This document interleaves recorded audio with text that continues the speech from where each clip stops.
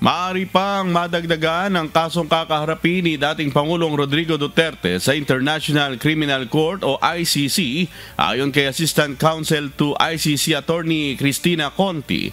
Ito'y matapos ilabas ng ICC ang redacted version ng document containing the charges laban sa dating Pangulo.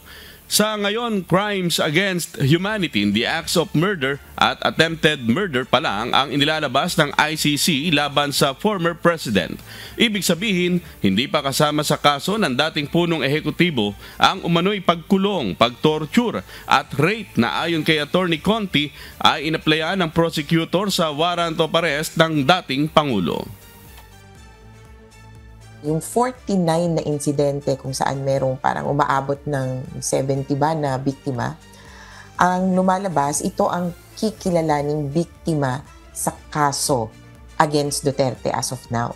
Mas maliit definitely kaysa sa libo-libo na sinasabi, pero ito ay posibleng bahagi ng approach o resulta ng approach ng prosecutor ngayon na kumbaga paninigurado. Sisiguraduhin namin makukonvict namin siya sa pinakamalalakas na insidente o kaso.